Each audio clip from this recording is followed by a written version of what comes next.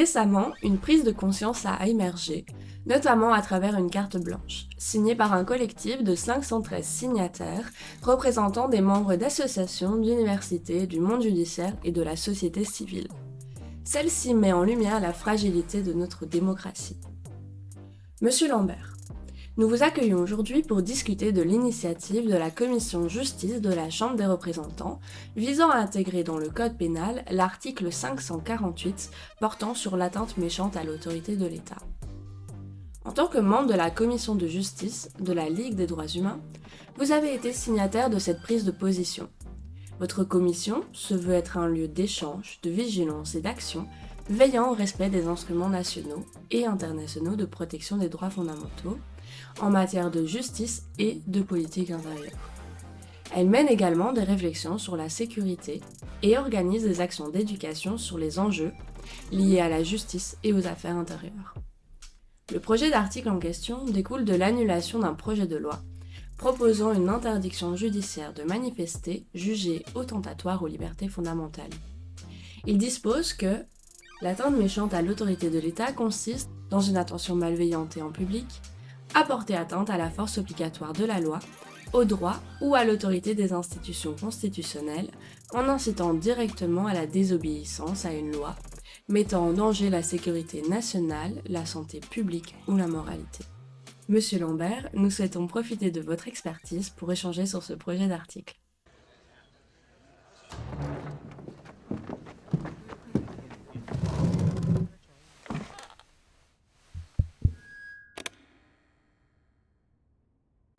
Donc tout d'abord, pourriez-vous nous expliquer pourquoi la Ligue des droits humains a-t-elle décidé d'écrire cette carte blanche et quels en sont les enjeux ? Alors, on a décidé de signer cette carte blanche. On n'est pas à la base de cette carte blanche, de l'écriture de cette carte blanche, mais on la soutient bien entendu totalement parce qu'on voit dans cette nouvelle incrimination un risque pour toute une série de raisons pour la liberté d'expression en Belgique.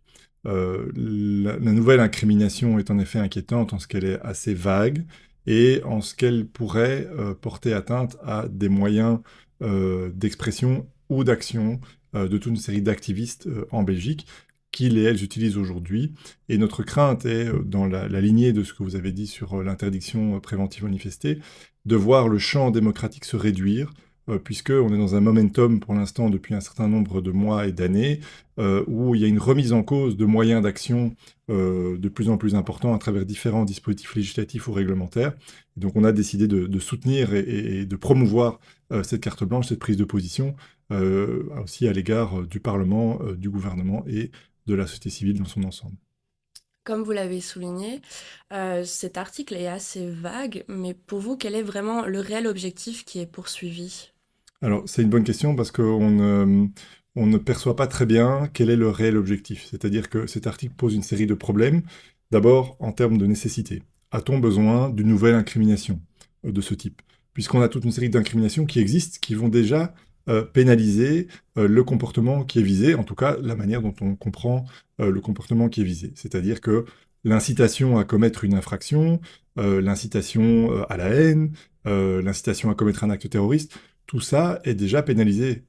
Et donc on ne voit pas très bien ce qui pourrait être visé d'autre. Ce qui peut être visé d'autre, dès lors, nous semble être des actes qui relèvent de la liberté d'expression ou de manifestation. Donc c'est là que ça nous inquiète. Il y a également le principe de l'égalité, vous l'avez dit, ce sont des termes assez vagues. Hein. Qu'est-ce qui va être visé par cette incrimination ? C'est pas très clair, et les travaux parlementaires ne nous permettent pas de voir clairement. Les réponses qu'on a obtenues ne nous permettent pas d'être rassurés, puisqu'on voit qu'il y a des termes comme menacer les droits d'autrui, porter atteinte à la force obligatoire de la loi ou à l'autorité des institutions.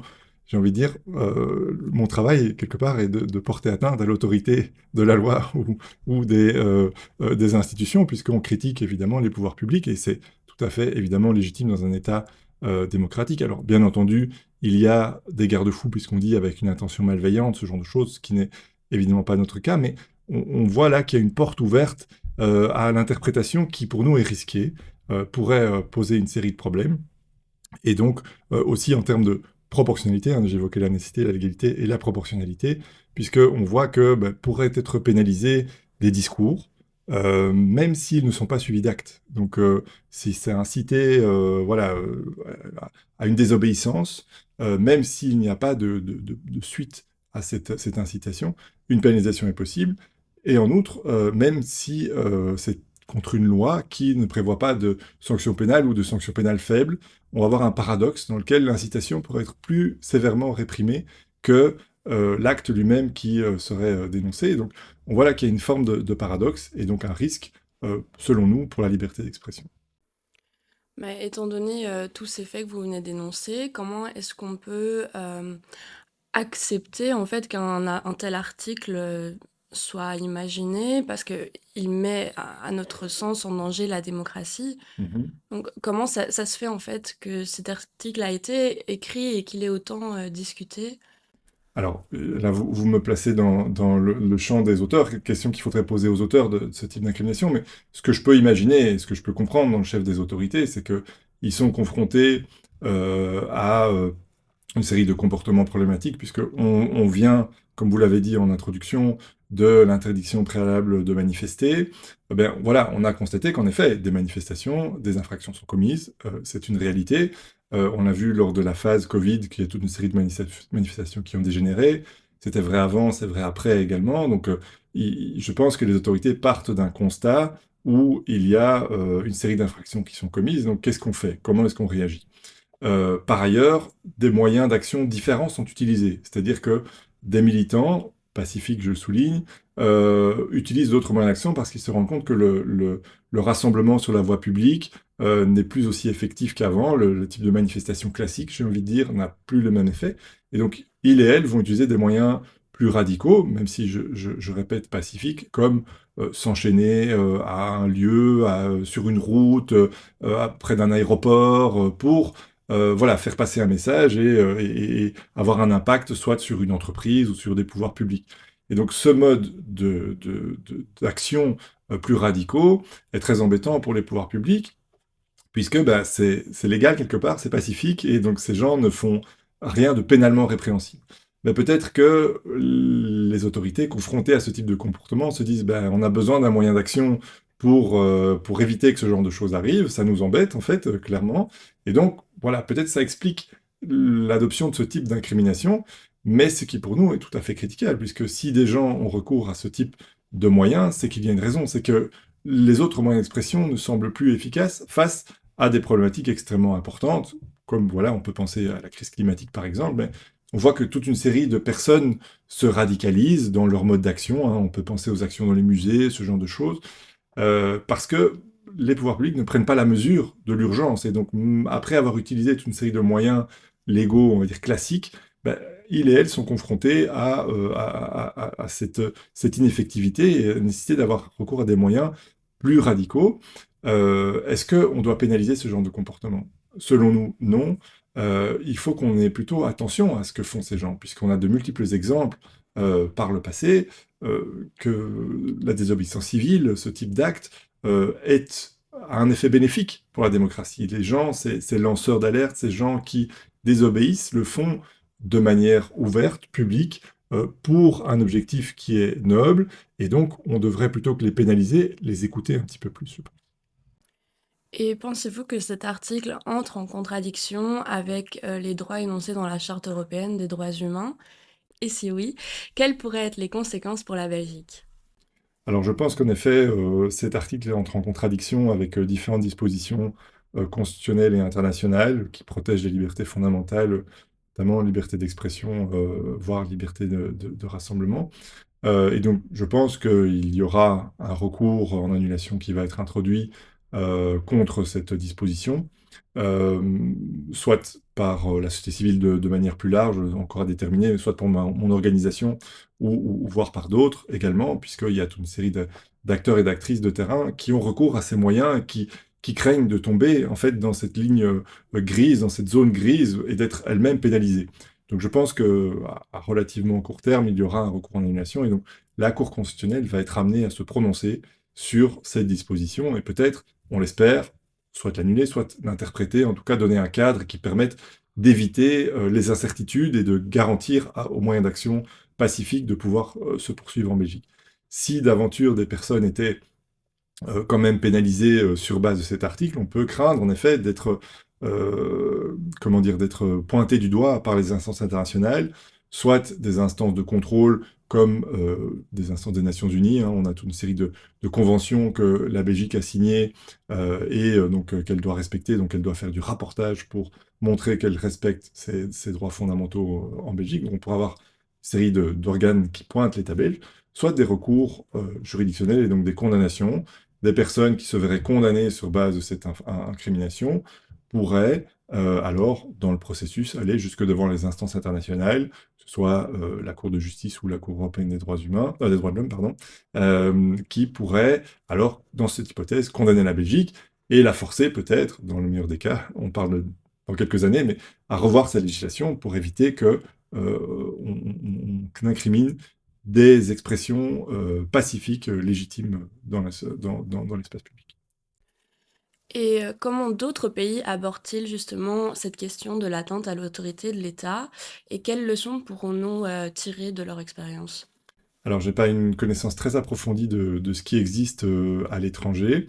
On a un institut en Belgique qui est l'Institut fédéral pour la promotion des droits humains, l'IFDH, qui a fait une étude sur la question et qui cite notamment le cas des Pays-Bas, où il y aurait aux Pays-Bas visiblement un précédent qui présente le même type d'inquiétude. Et donc, ça va être intéressant d'analyser ce qui se passe aux Pays-Bas sur base de cette incrimination qui est aussi relativement neuve, où on va voir justement, ben voilà, qu'est-ce qui va se passer de ce côté-là. Donc, à ma connaissance, il y a un exemple, un mauvais exemple, entre guillemets, du côté des Pays-Bas, mais comme c'est un champ assez neuf, et qui aussi, on a une jurisprudence de la Cour européenne des droits de l'homme qui est très large, en fait, avec la liberté d'expression pacifique, toujours, ou la liberté de rassemblement pacifique, la protection de la Cour européenne est très très large. Elle estime, à juste titre, que voilà, ce sont des fondements d'un État démocratique et qu'il faut que l'État tolère une série de choses, parfois même des troubles qui sont voilà, c'est rassemblés sur la voie publique, même sans autorisation, ça va créer nécessairement un trouble à l'ordre public et donc des désagréments pour la circulation des piétons, des voitures, etc. Si ça reste dans le champ pacifique, la Cour européenne considère que elle doit tolérer, en fait, l'État doit tolérer ce type de comportement. Donc la protection est assez large. C'est la même chose pour la liberté d'expression, dès lors qu'il n'y a pas d'incitation à la haine, dès lors que ça reste dans un cadre assez déterminé, la protection est très large. Donc on pense que voilà, cette jurisprudence va aller à l'encontre, ces jurisprudences vont aller à l'encontre de cette incrimination, et donc que ce soit en Belgique ou à l'étranger, aux Pays-Bas, dans le système du Conseil de l'Europe, je pense que la protection va rester assez large, mais on est dans un temps politique très particulier, comme vous le savez, avec des montées importantes de mouvements d'extrême droite un peu partout en Europe et dans le monde d'ailleurs, et des remises en cause aussi de la Cour européenne des droits de l'homme ou du système des droits fondamentaux, puisqu'on voit que, par exemple, le Royaume-Uni a remis très fort en question, a envisagé de quitter voilà, la Convention. On sait que la Russie a été exclue. Voilà, donc il est dans un moment politique très délicat, d'où la nécessité, d'autant plus, de ne pas avoir ce type d'incrimination et d'avoir les possibilités d'expression les plus larges possibles. Et justement, pour rebondir sur ce que vous venez de nous expliquer, est-ce que vous pensez que cet article pourrait mettre en danger notre état de droit? Et est-ce qu'un état de droit est si important? Est-ce qu'on en a un en Belgique? Voilà, est-ce que vous pourriez un petit peu nous expliquer tout ça? Oui, tout à fait. Donc la Belgique est un état de droit dans le sens où c'est un état dans lequel l'ensemble des institutions et des citoyens et citoyennes sont soumises au droit, que le droit s'applique à toutes et tous. Il y a une forme d'égalité par rapport aux institutions. Il y a des institutions qui sont là pour faire respecter le droit, et donc notamment le système judiciaire qui va très régulièrement condamner l'État belge, enfin, lorsqu'il y a lieu, ou condamner toutes et tous sur une base égalitaire. Et donc personne ne peut échapper à ce système juridique dans lequel c'est seule la loi adoptée démocratiquement qui va s'appliquer et que les juridictions vont avoir à connaître et rendre des décisions en justice. En outre, avec le respect de toute une série de principes démocratiques et en termes de droits humains qui font qu'on se trouve dans un état de droit. Ceci étant dit, l'état de droit est mis à mal ces dernières années, aussi en Belgique. Hein. Encore une fois, c'est une tendance qu'on voit ailleurs également. Mais en Belgique, on a eu une répétition de différents phénomènes inquiétants pour le respect de l'état de droit, puisqu'on a eu des décisions de justice valablement rendues qui ont condamné l'État belge dans une série de domaines, et l'État belge s'est refusé à respecter ces décisions de justice. On pense bien sûr le cas de l'asile, puisque une série de demandeurs d'asile ont obtenu une décision des juridictions belges et juridictions internationales, et l'État belge a sciemment choisi de ne pas les respecter. On pense aussi à la question carcérale, hein, puisqu'on a un état de surpopulation carcérale, avec là aussi des condamnations multiples de la Belgique et des instances internationales, et que les autorités ne respectent pas. Voilà, on pourrait donner encore quelques autres exemples. Mais voilà, on constate qu'on est dans un moment très important en termes de respect de l'état de droit. L'état de droit est sous pression, c'est très clair. Ce type d'incrimination nous inquiète d'autant plus qu'on est dans ce temps politique et juridique important, puisque ben voilà, ça va encore peut-être, en tout cas c'est le risque que nous craignons, limiter les possibilités d'expression de la population. Et qu'est-ce qu'on peut faire dès lors qu'on a utilisé tous les moyens légaux, c'est-à-dire qu'on a pu s'exprimer, par exemple, aux élections, à travers aussi nos députés, donc essayer de sensibiliser les parlementaires, dès lors qu'on a manifesté, qu'on s'est exprimé sur la voie publique, dès lors qu'on a été en justice, qu'on a obtenu gain de cause, si tous ces moyens, aucun de ces moyens ne permet d'obtenir gain de cause, enfin, nous permet d'obtenir gain de cause, mais ne permet pas d'infléchir l'action du gouvernement, ben, qu'est-ce qui reste, en fait? Qu'est-ce qui reste? Il reste, en effet, ce type d'action, liberté d'expression, liberté de manifestation pacifique. Si on incrimine ce type de comportement, ça crée un risque, selon nous, pour l'état de droit. On voit que le risque d'atteinte à l'autorité de la loi ou aux institutions constitutionnelles. Mais voilà, si les institutions constitutionnelles elles-mêmes ne respectent pas les règles de l'état de droit, on est en droit de les critiquer. Et donc, on estime que ce type d'incrimination pourrait porter un risque, en effet, pour l'état de droit. Merci beaucoup, Monsieur Lambert, pour cette discussion très intéressante autour de la proposition de l'article 548 portant sur l'atteinte méchante à l'autorité de l'État. Nous terminerons cet épisode par une dernière question. Si nous devions retenir une chose de cet épisode, quelle serait-elle? Euh, Bonne question. Je pense qu'il faut qu'on reste vigilant et vigilante sur ce type d'incrimination. Je ne prétends pas que les autorités belges aujourd'hui, que nous vivons dans un État dictatorial, qu'elles ont une visée dictatoriale, que les auteurs de cette incrimination veulent instaurer un État fasciste en Belgique. C'est pas du tout mon discours.